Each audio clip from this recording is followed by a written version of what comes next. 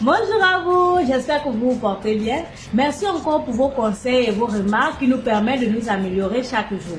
Alors aujourd'hui, nous allons parler du retour aux fondamentaux, c'est-à-dire la résurrection de notre continent. Depuis la nuit des temps, notre continent n'a jamais eu comme ambition de dominer d'autres peuples ou de s'imposer.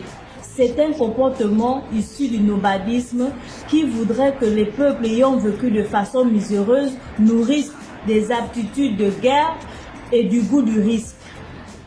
À chaque fois que nous sommes toujours sortis de notre continent, c'était toujours dans le but de la découverte, la colonisation des nouvelles terres vierges et des recherches scientifiques. Parce que nous avons toujours cherché à savoir, à comprendre notre environnement et les êtres qui la peuplent. Le noir étant le premier être humain de souche pure sur Tengue, qui veut dire la terre, il faut le crier haut et fort. Pas de racine de guerre, ni l'idée de domination sur son prochain, mais sa pensée va vers l'équilibre et l'harmonie de l'univers dont il en fait partie. Bien sûr, en intégrant le principe du dualisme, sinon de dualité qui veut que le bien et le mal, le jour et la nuit, le masculin et le féminin s'affrontent et dont l'intersection est nécessairement l'harmonie ou la cristallisation harmonieuse des énergies qui soutiennent l'univers. Bref, le neutre, l'équilibre parfait. C'est en occupant le rang du Benjamin dans la création que nous avons pu comprendre et accepter notre place dans l'univers en tant qu'élément faisant partie prenante et non la vision occidentale qui tente à faire croire à l'humanité que l'homme est dominateur et maître de tout. Notre continent pratique l'universalité depuis des millénaires.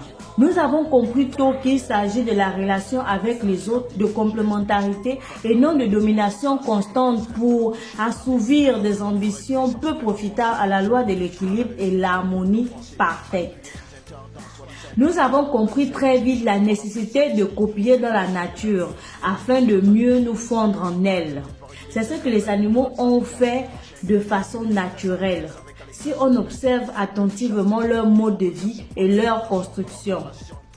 C'est comme ça que nous avons épousé les fractales et d'autres propriétés qui ont été la base de nos sciences aujourd'hui exploitées dans le monde entier.